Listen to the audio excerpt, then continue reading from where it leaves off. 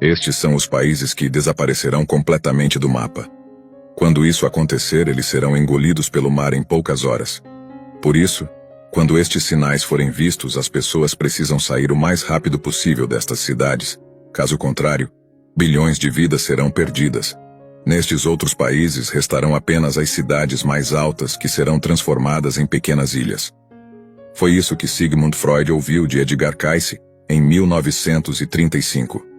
A primeira coisa que o jovem operador de telégrafo notou ao entrar na sala de Edgar Cayce foi o pequeno sofá preto. Era 1935, e Sigmund Freud, ainda vivo na época, havia transformado o sofá do psiquiatra em um símbolo da psicanálise e da terapia. No entanto, o jovem não estava no escritório para ver um terapeuta. Ele estava ali para encontrar o médium mais famoso do país, Edgar Cayce. Cayce entrou na sala, falando de forma calma e vestido elegantemente. Ele explicou que, ao contrário do que o jovem pensava, ele mesmo, Cayce, é quem se deitaria no sofá. Então ele tirou os sapatos, deitou-se e entrou em um profundo transe.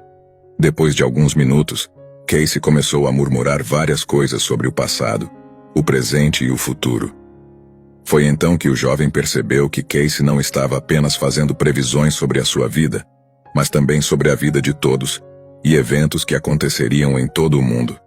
Desde então, Edgar Cayce passou a ser conhecido como o Profeta Adormecido. Vamos descobrir o porquê. Se você gosta de vídeos como este, clique no botão inscrever-se logo abaixo deste vídeo para receber outros vídeos de grande valor que estamos preparando para você. Já comenta aqui embaixo se você já ouviu falar de Edgar Cayce e suas previsões. Edgar Cayce nasceu em uma família pobre de agricultores no interior de Kentucky. Ele nunca foi uma criança comum. Enquanto outras crianças brincavam do lado de fora, Edgar preferia estudar a Bíblia. Logo, ele começou a vagar pela floresta, onde dizia brincar com o que chamava de pequenos seres, semelhantes a fadas. Quando Edgar tinha 11 anos, ele estava na floresta lendo sua Bíblia quando foi visitado por uma figura que descreveu como uma mulher com asas. A mulher perguntou a ele o que ele mais queria na vida, e Edgar respondeu que desejava ajudar os outros, especialmente as crianças doentes. Mais tarde, naquele dia, o pai de Edgar recebeu uma carta da escola reclamando do desempenho do filho. Então o pai decidiu testar a ortografia de Edgar, e ficou muito irritado com o quão mal ele foi. O pai dele o derrubou da cadeira, e enquanto estava no chão com os ouvidos zunindo, o jovem Edgar, de 11 anos, ouviu a voz da mulher da floresta. Ela disse para ele colocar a cabeça sobre o livro da escola e dormir. Quando acordou, Edgar sabia tudo o que estava no livro, palavra por palavra. Então, ele começou a estudar dormindo sobre os livros. Ao final do ano, Edgar era o melhor aluno da escola e até foi promovido de série. Seus pais começaram a perceber que havia algo especial sobre seu filho. Enquanto brincava na escola, Edgar sofreu uma lesão na coluna que o deixou parcialmente paralisado. Naquela noite, enquanto dormia, Cayce recitou os ingredientes para uma cura herbal que, segundo ele, consertaria suas lesões. Seus pais, sem nada a perder, prepararam o remédio seguindo as instruções do filho. Na manhã seguinte, Edgar estava curado. Quando Cayce ficou um pouco mais velho, ele desenvolveu uma laringite severa que os médicos não conseguiram explicar. Então ele procurou um hipnotizador. Durante o transe, Cayce afirmou que o problema era uma paralisia psicológica. O hipnotizador então pediu que Cayce aumentasse o fluxo de sangue para a área afetada, e a garganta de Cayce ficou vermelha brilhante. Quando acordou, estava curado. A noiva de Cayce disse que ele tinha um dom dado por Deus e que deveria compartilhá-lo com o mundo. Assim, Edgar Cayce começou a realizar leituras 2 vezes por dia para os doentes e feridos. Em 1902, Cayce fez uma leitura que ajudou a definir seu legado. Uma menina de 5 anos havia sido diagnosticada com uma lesão cerebral fatal. Sem opções, seus pais recorreram a Edgar Cayce. Ele determinou que ela tinha, na verdade, uma lesão na coluna e sugeriu um reajuste das vértebras. Em poucos meses, ela estava totalmente recuperada. A partir daí, as cartas começaram a chegar em grande quantidade. Pelos próximos 40 anos, Edgar Cayce fez milhares de leituras e ajudou inúmeras pessoas.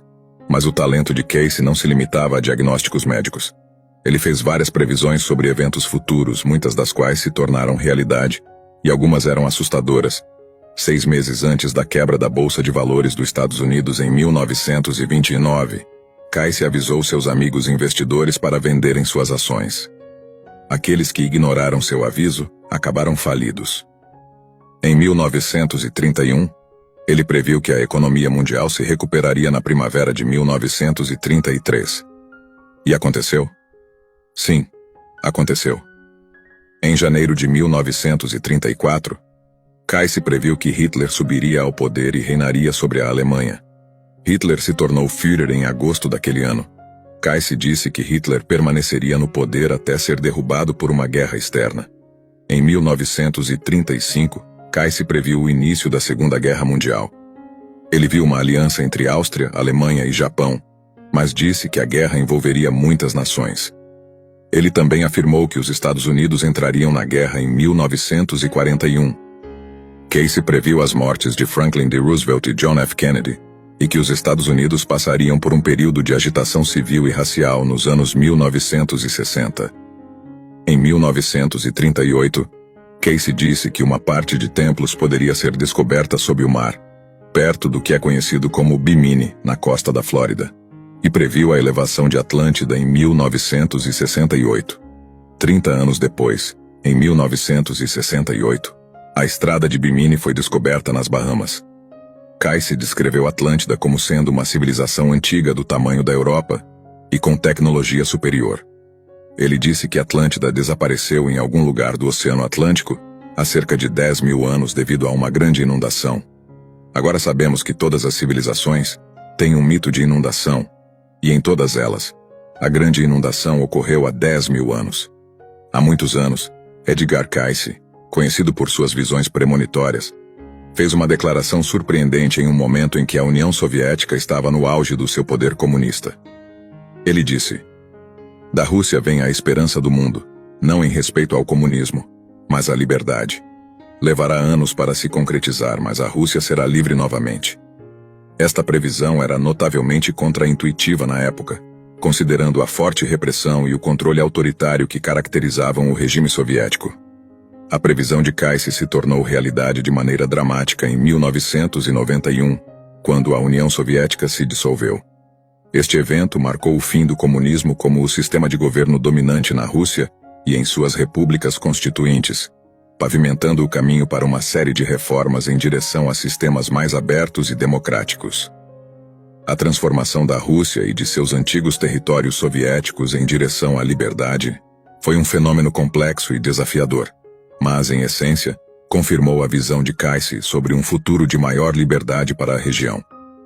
Em 1934, Edgar Cayce já falava sobre os essênios, uma seita judaica pouco conhecida na época.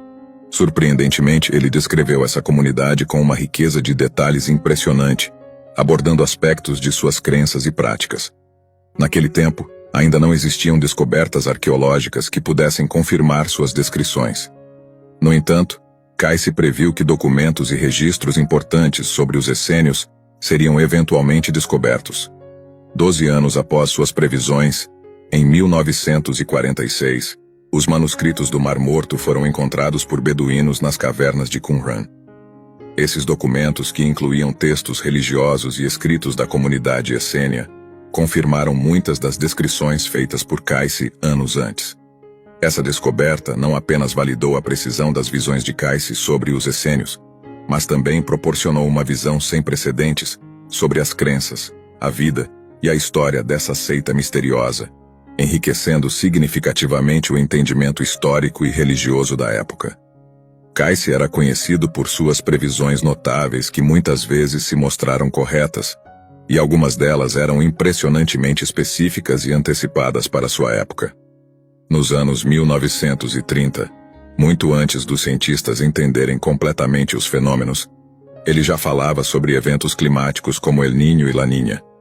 Esses eventos têm um grande impacto no clima global, alterando padrões de temperatura e precipitação em várias partes do mundo. E Casey já mencionava essas oscilações climáticas quando poucos sabiam de sua existência. Além disso, uma de suas previsões mais surpreendentes e amplamente discutidas foi sobre a presidência dos Estados Unidos. Casey previu que o 44º presidente do país seria negro, Uma previsão que se confirmou muitos anos depois com a eleição de Barack